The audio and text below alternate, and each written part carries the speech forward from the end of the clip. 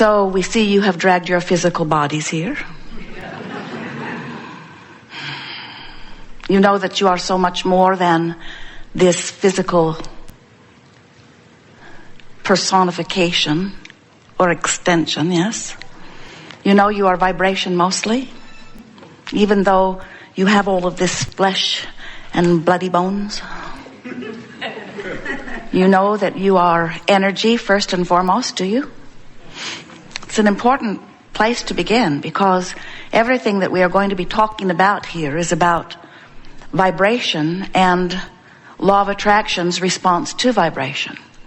And the most important thing for you to know about vibration is that you potentially have two vibrational aspects going on during any conscious waking moment. In other words, there is always the non-physical part of you pulsing.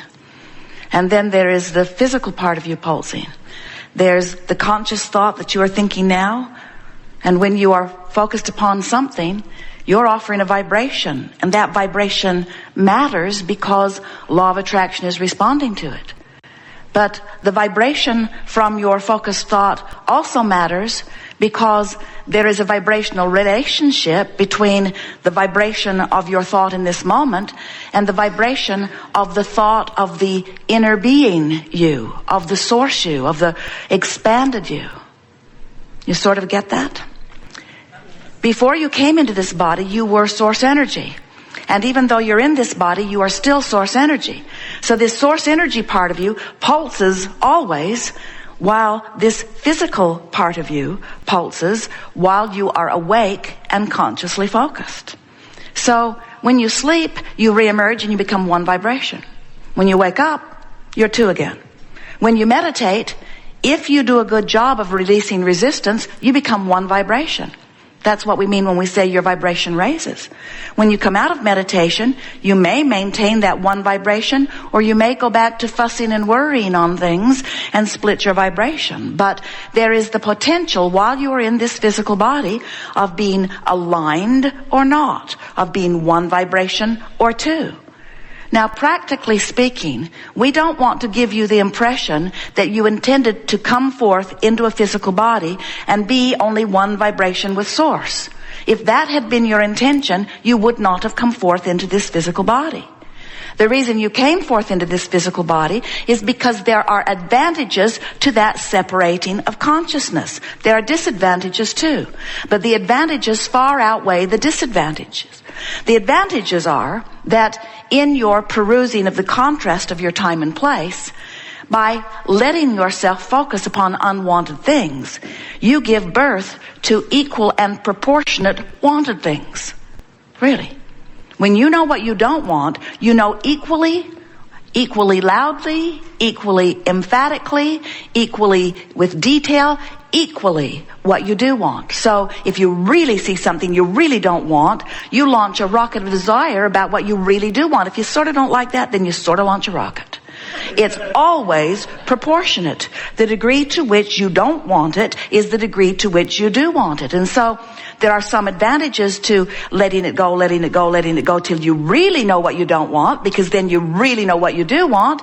And there are advantages to not letting it go so far, because you live a more stable life. So do you get how there is an advantage to you coming forth and being a little split in your energy? Because the creative process of which you are an essential part says, step one, ask for something. Eternity and expansion are dependent upon you asking out here on this leading edge for something more. Well, you couldn't ask nearly as effectively if there were not contrasts that helps you to define.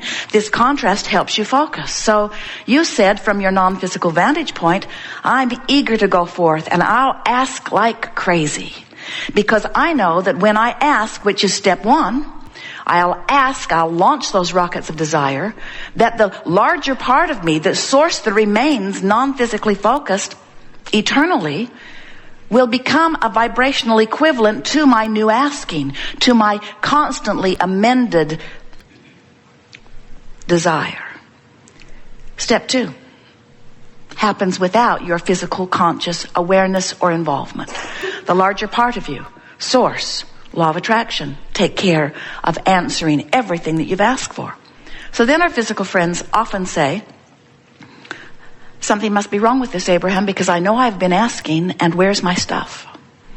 And we say, well, you're asking, and Source is answering or becoming the vibrational equivalent of it. But before what is vibrational can become the manifested, what you call real life experience, you have to become a vibrational match to it. So step 3 is your part again. You have to go into the vibrational vicinity of the answer to your question, to the solution to your problem. If you ask for wellness from your place of illness, vibrationally speaking, that larger non-physical part of you gathers more resources for more wellness for you.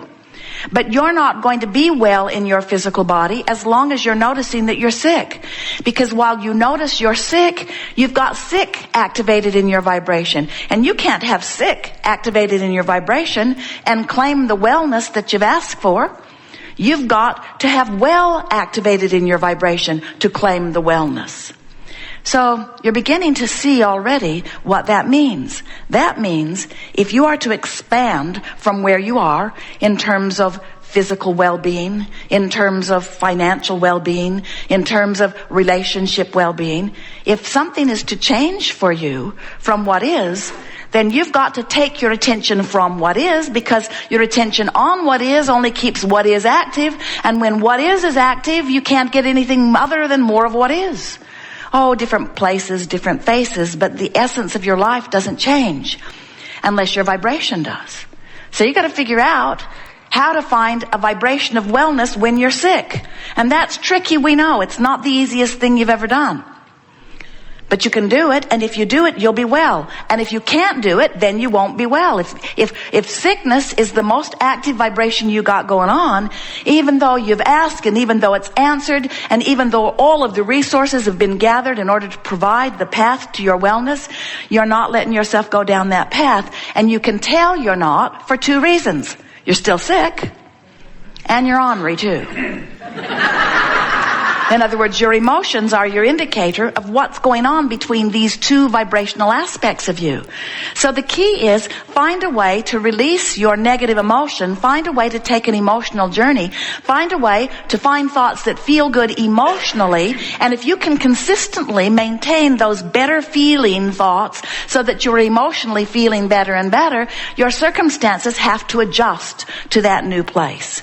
But you've got to take the vibrational journey first, because everything is vibration before it manifests. You've got to find the vibration of what you want and practice it and hold it and maintain it and teach it to yourself until it's your most chronic vibration on every subject that matters to you. You can't be so upset about not having enough money, or so worried or so fearful. We're beating the drum of those thoughts. So worried or so fearful, I don't have enough, I don't have enough, I don't have enough, I don't have enough. The government's gone mad, the government's gone mad, the government's gone mad. They're spending like fools, they're spending like fools. They're taking it from me, they're taking it from me.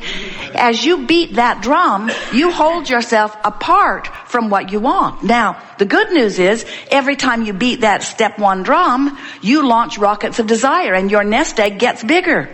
Every time you beat the drum of what you don't want, what you do want takes better shape, takes stronger form, garners more power. Law of attraction gets after it faster. And we would like to draw your attention for the remainder of this day to what's going on over here, where the source within you dwells. We want to talk about where all those rockets go and what happens after you launch them. What happens to your rockets of desire? Where do they go? And who takes care of them? And what do they mean to you?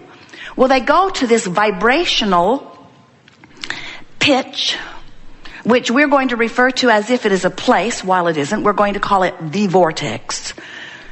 This vibrational place, this vibrational vortex of creation, this vibrational state of being, this vibrational state, this vibrational vortex where law of attraction now assembles all cooperative components for the fulfillment, for the complete, utter, in every detail you have imagined through life,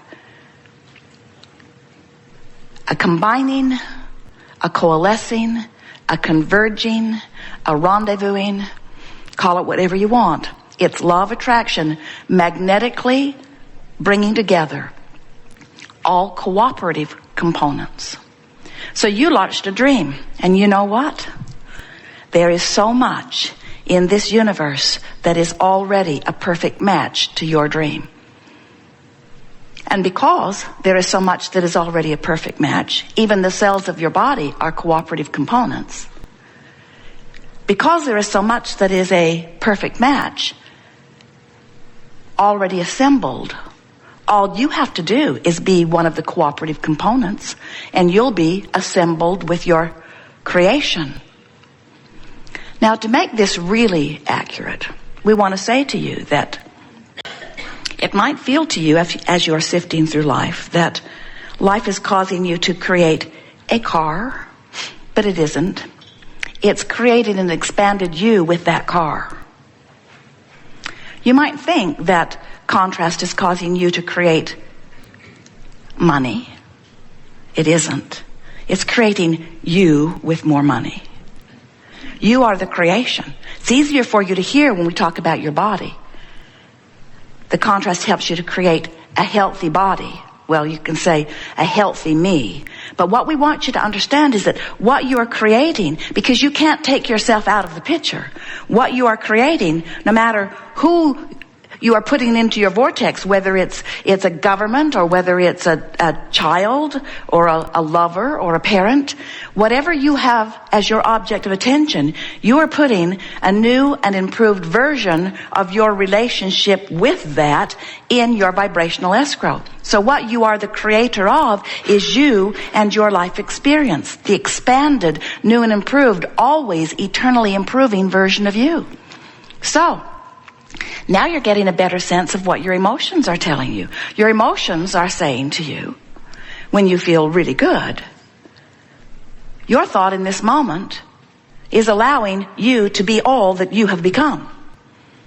But if you feel negative emotion, your emotion is indicating you are not allowing you to be all that you have become. You're holding back from what life has caused you to be. Your emotions tell you how aligned you are or how not aligned, how allowing you are or how resistant you are, how in the vortex you are or out of the vortex. This is the vernacular that is easiest to say these days, because if you think in terms of just getting in the vortex and you let that be your dominant intention, then you get in there with everything that you want and you live the happy life that you intended, you say.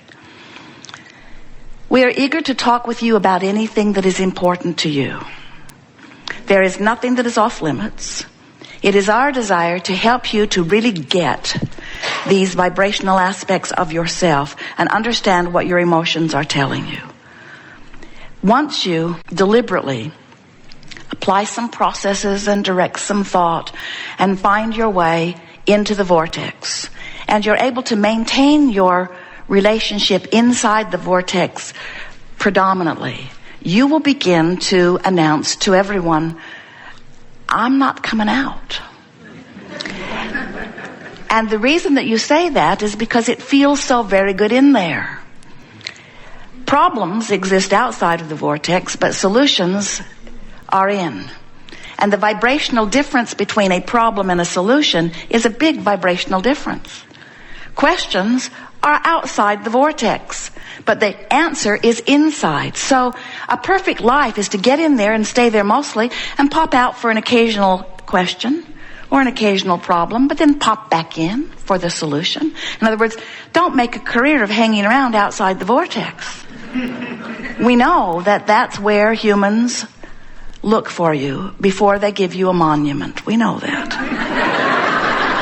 It is really rare that monuments are erected to those happy people that are living happily ever after inside the vortex. You just don't deserve it by human standards. But we got to tell you, there's way more benefit to being in the vortex than being out. And the only benefit to being outside the vortex is the degree to which it makes you want to be in. That's the only advantage of being out. In other words, it helps you sharpen and become more. But once you've become it, you really got to be it or you're not going to be happy.